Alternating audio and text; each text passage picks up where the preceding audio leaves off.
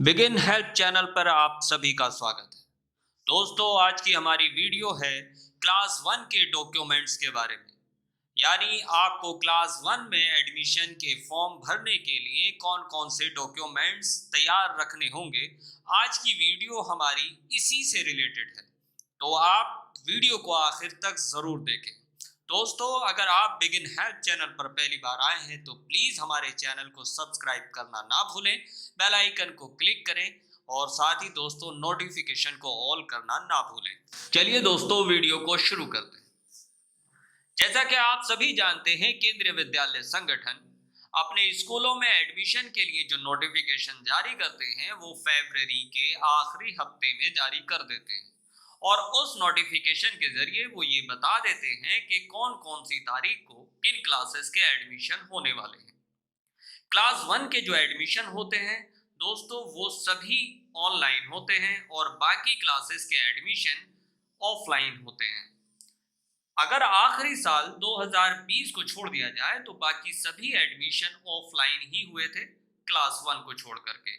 मगर 2020 में सभी एडमिशन क्लास वन से लेकर 12 तक के सभी एडमिशन ऑनलाइन हुए थे।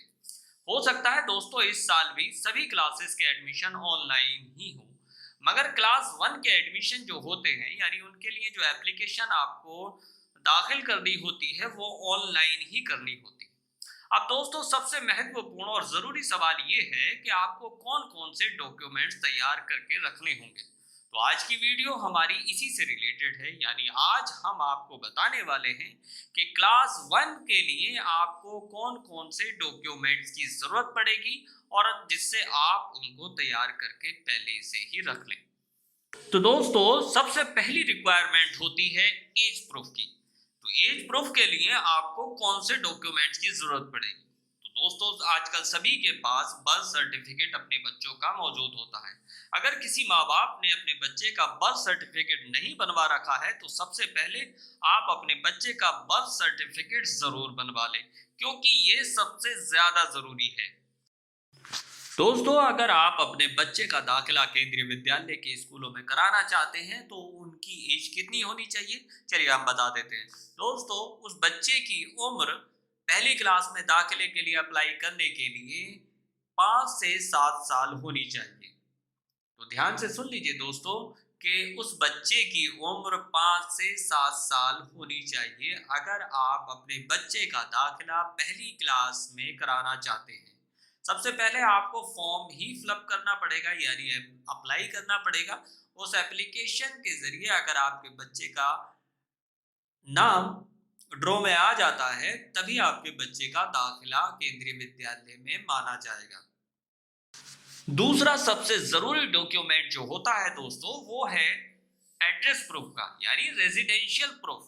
आप रेजिडेंशियल प्रूफ में क्या दे सकते हैं। तो दोस्तों, सबसे आसान है आप अपना और अपने बच्चे का आधार कार्ड जरूर बनवा कर रखें, क्योंकि एज प्रूफ के बाद अगर आपको किसी डॉक्यूमेंट की सबसे ज्यादा जरूरत पड़ती है तो वो है आधार कार्ड। तो नंबर वन, आपको एज प्रूफ के लिए बर्थ सर्टिफिकेट और एड्रेस प्रूफ के लिए आपको आधार कार्ड की जरूरत पड़ेगी। क्लास वन के एडमिशन के लिए इन दो डॉक्यूमेंट्स की सबसे ज्यादा जरूरत पड़ती है। अगर दोस्तों आप इनके अलावा यानी जनरल कैटेगरी में तो आप इन दो डॉक्यूमेंट से काम चला सकते हैं। इसके अलावा अगर आप किसी कैटेगरी में अपने फॉर्म को फिलअप कर रहे हैं तो दोस्तों उन कैटेगरीज में आने के लिए आपको उनके सपोर्टिंग डॉक्यूमेंट्स की जरूरत पड़ेगी। क्या है वो डॉक्यूमेंट, चलिए हम आपको बता देते हैं। तो दोस्तों, सबसे पहले हम बात कर लेते हैं डिसेबिलिटी कैटेगरी की। डिसेबिलिटी कैटेगरी में आपका बच्चा अगर हैंडीकैप या किसी भी शारीरिक परेशानी से जूझ रहा है तो आपको उसके लिए एक डिसेबिलिटी सर्टिफिकेट बनवाना होगा, जो आप सरकारी हॉस्पिटल से बनवा सकते हैं। ये डॉक्यूमेंट्स आपके पास होना चाहिए अगर आप डिसेबिलिटी कैटेगरी में अपने बच्चे के एडमिशन के लिए अप्लाई कर रहे हैं। अगली कैटेगरी के बारे में बात कर लेते हैं। अगली कैटेगरी आती है कि अगर आपने एक शहर से दूसरे शहर में ट्रांसफर लिया है और आप अपने बच्चे का दाखिला उस शहर में कराना चाहते हैं जिस शहर में आप अब ट्रांसफर लेकर आए हैं, तो दोस्तों आपके पास ट्रांसफर सर्टिफिकेट होना चाहिए बाकी डॉक्यूमेंट्स के साथ, यानी एज प्रूफ और आधार कार्ड के साथ आपको ट्रांसफर सर्टिफिकेट भी लगाना होगा। नेक्स्ट कैटेगरी में आते हैं दोस्तों रिटायरमेंट। अगर आप सरकारी नौकरी से यानी अगर आप किसी गवर्नमेंट जॉब पर हैं और वहां से अगर आप रिटायर्ड हो गए हैं तो आपके पास रिटायरमेंट का सर्टिफिकेट होना चाहिए, क्योंकि अगर आप अपने बच्चे को इस कैटेगरी में एडमिशन दिलाना चाहते हैं या एप्लीकेशन अप्लाई करना चाहते हैं तो आपको रिटायरमेंट सर्टिफिकेट की जरूरत पड़ेगी, तो वो आपके पास होना चाहिए।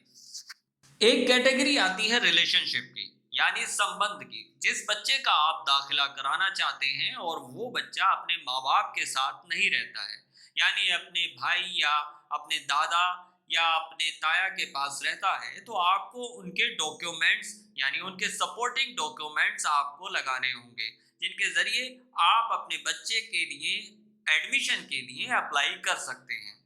वो सभी डॉक्यूमेंट्स आपको तैयार रखने होंगे, क्योंकि ये आपको अप्लाई करने के वक्त आपको सबमिट करने होंगे।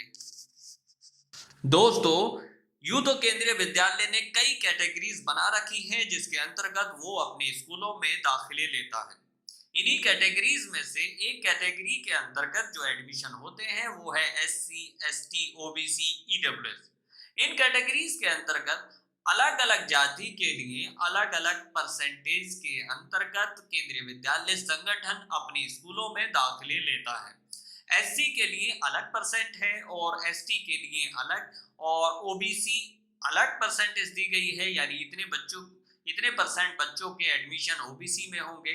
इनकी डिटेल से हम एक अलग ऑडियो बनाएंगे, अलग वीडियो बनाएंगे। तो अभी हम आपको जो बताने वाले हैं वो सिर्फ डॉक्यूमेंट्स के बारे में इस वीडियो में हम आपको बता रहे हैं। तो अगर आप SC कैटेगरी में आते हैं तो आपके पास SC कैटेगरी का सर्टिफिकेट होना चाहिए। अगर आप ST कैटेगरी में आ रहे हैं तो आप ST कैटेगरी का सर्टिफिकेट लगाएंगे, और अगर आप OBC में आते हैं तो OBC में दोस्तों नॉन क्रीमी लेयर वाला ही सर्टिफिकेट चलेगा। अगर आपके पास क्रीमी लेयर वाला सर्टिफिकेट है तो वो अप्लाई नहीं होगा। अगली बात यह है दोस्तों, अगर आप EWS कैटेगरी में आते हैं यानी इकोनॉमिकल वीकर सेक्शन में अगर आप आते हैं तो आपके पास उसका सर्टिफिकेट होना चाहिए। इकोनॉमिकली वीकर सेक्शन वो सेक्शन होता है जो जिनकी इनकम 1 लाख रुपए से कम है।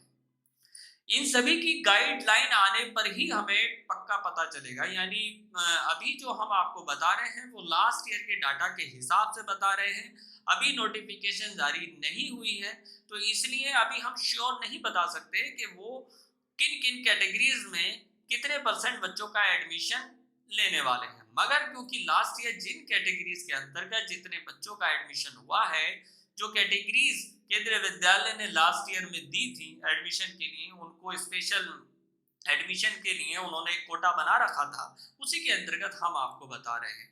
ये सभी डॉक्यूमेंट्स आपके पास होने चाहिए, जिसके आधार पर आप अपने बच्चों के एडमिशन के लिए दाखिले के लिए अप्लाई कर सकते हैं। दोस्तों, केंद्रीय विद्यालय स्कूल सबसे सस्ती और अच्छी शिक्षा के लिए जाने जाते हैं, इसलिए सभी माता पिता यह कोशिश करते हैं कि उनके बच्चों का दाखिला केंद्रीय विद्यालय के स्कूलों में हो जाए। इसलिए यहाँ पर थोड़ा कंपटीशन भी ज्यादा रहता है। मतलब ये है कि एडमिशन के लिए आपको बहुत सारी एप्लीकेशन में से मतलब ये हुआ कि वहां पर एप्लीकेशन बहुत ज्यादा आती है, इसलिए कंपटीशन ज्यादा रहता है।